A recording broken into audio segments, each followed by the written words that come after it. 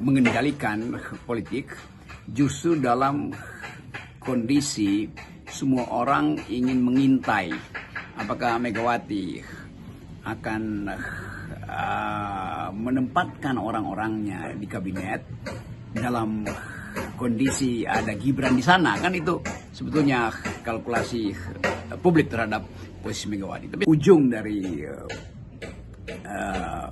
permainan politik hari ini dan apa yang akan kita saksikan setelah 17 Agustus.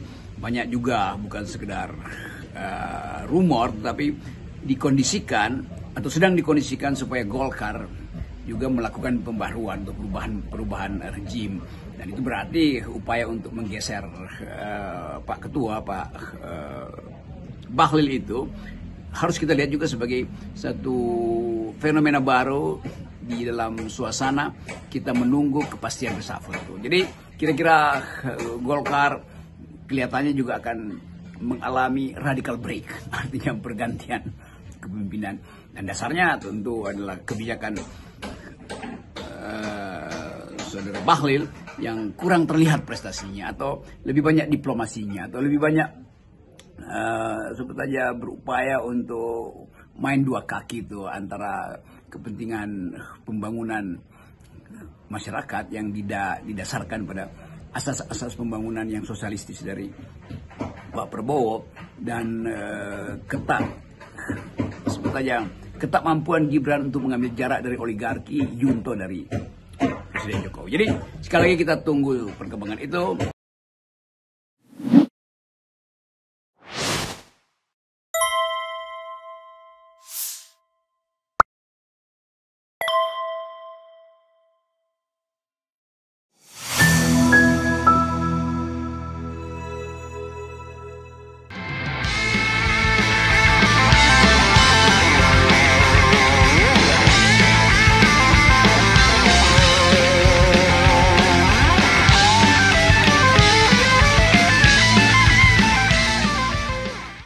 Assalamualaikum warahmatullahi wabarakatuh, Sobat RH sekalian. Jumpa lagi kita di channel yang keren ini. Keren cadas. Ya, Sobat RH sekalian, ini ada berita yang menarik ya soal pergantian Kapolri. Ya, bahkan pengamat ini menyebut bintang 2 inisial R dan tidak beririsan dengan Listio Sigit. Jadi ini ada berita dari RMOL, calon pengganti Kapolri Sigit diduga masih berpangkat Irjen.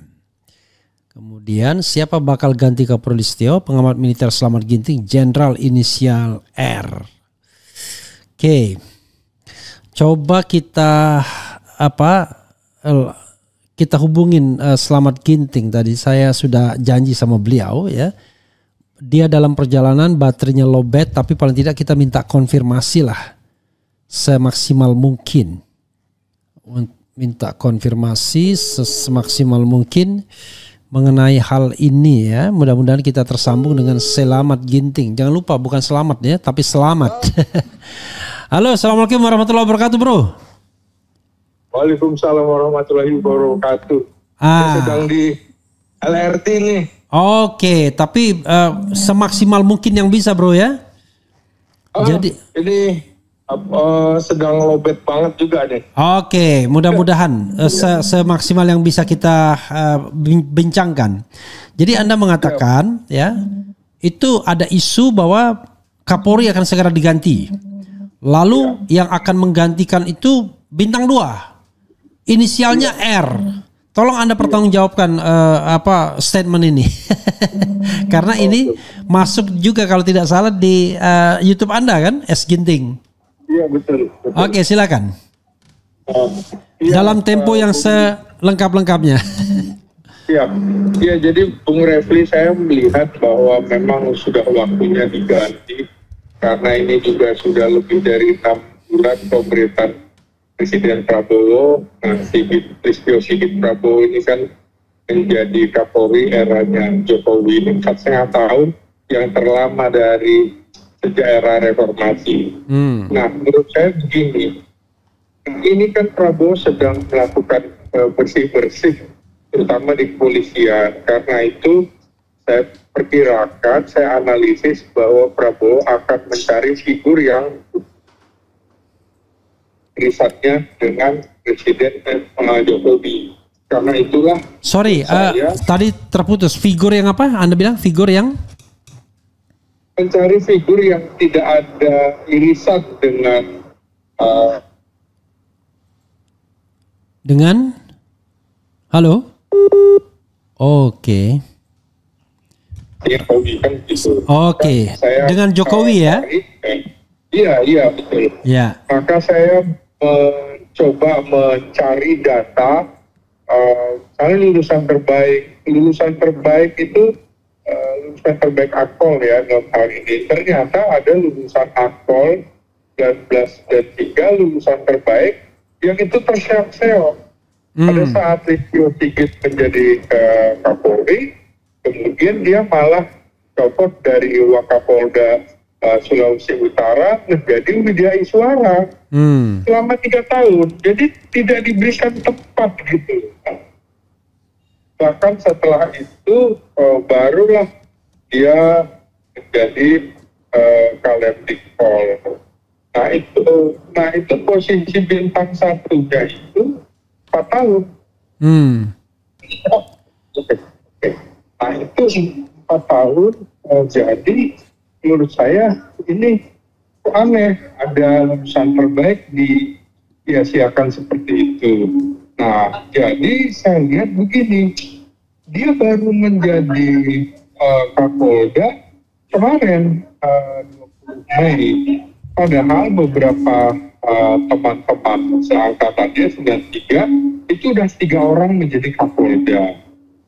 Lalu yang 94, 95, bahkan 96 sudah jadi Kapolda mendahului dia. Dia angkatan berapa? Dia 92? Dia lulusan 93. Oh, 93. Oke. Jadi saya pikir ini orang yang dizolimi.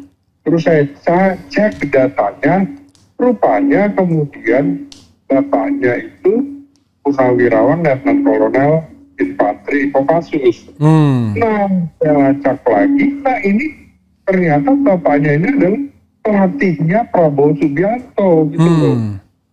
Jadi Kopassus. Saya cek lagi data yang bersangkutan. Dia juga pengurus Ikatan Pencaksilat Indonesia di Jawa Barat. Dia memimpin perguruan Maung Bodas Macan Putih gitu ya. Nah, kan ada irisannya dengan Prabowo. Sekarang dia di mana? Dia menjadi Kapolda Nusa Tenggara Timur. Sekarang. Oh, sekarang tanggal 20 Mei ini. Oh, per tanggal 20 Mei. Oke. Iya. SK-nya. Dengan pangkat Irjen ya? Masih dengan pangkat Irjen. Iya. Dia kan sebelum ini menjadi Kalemdiklat Polri per November kemarin. Namanya siapa? Namanya adalah Rudi Darmoko. Rudi Darmoko. Oh, Budi. Rudi Darmoko. Oke. Ya. Rudi Darmoko. Nah, jadi inilah menurut saya menjadi alternatif kuat bagi Prabowo untuk dijadikan Kapolri. Sementara yang sudah bintang 3 itu kan semuanya pastilah beririsan dengan rejim lama. Dengan Listio Sigit, terutama yang 91 teman seangkatannya Listio Sigit, Akpol 1991. Sekarang bintang 3 itu yang dekat-dekat situ siapa aja ya sekarang?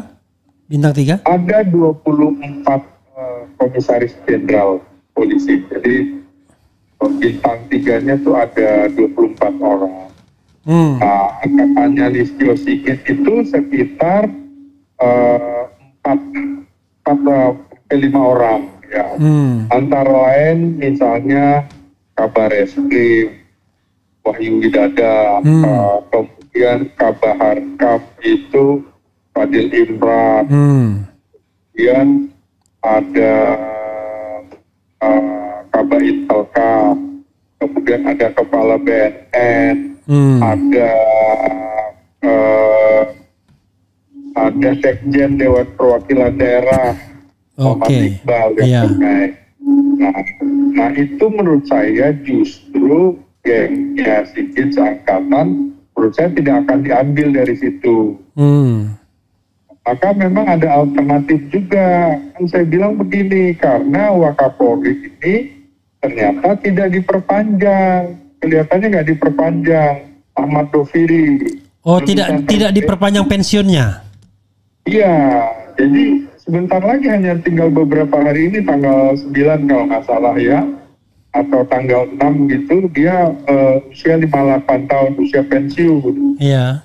Nah, kalau dia diperpanjang, maka Ahmad Doviri kemungkinan yang menjadi Kapolri. Tapi ini kan tidak ada tanda-tanda diperpanjang. Yang memperpanjang itu Prabowo ya? Presiden ya? Presiden. Oke. Presiden. Nah, yang kedua kan juga beredar nama Rudi Herianto, Komisaris Jenderal.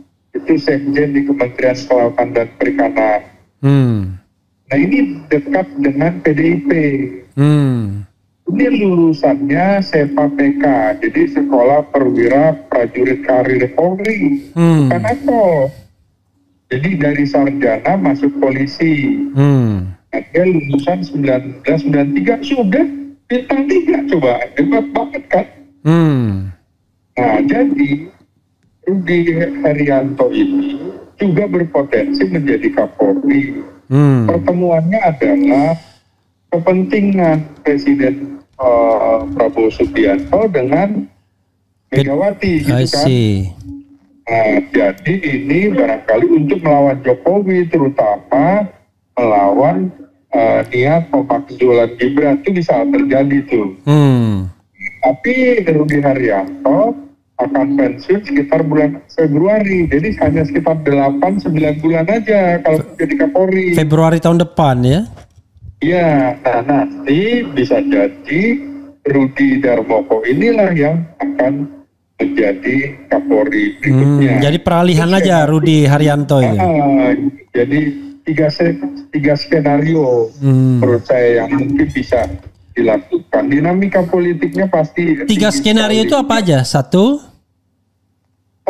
Ahmad Doviri. Ahmad Doviri diperpanjang. Kalau dia diperpanjang jadi Kapolri bisa. Ya. Yang kedua Rudi Haryanto. Kalau memang itu, karena itu titik temu antara Prabowo dengan PDIP kan gitu. Ya. Itu bisa. Yang ketiga ya skenario-nya Rudi Darmoko.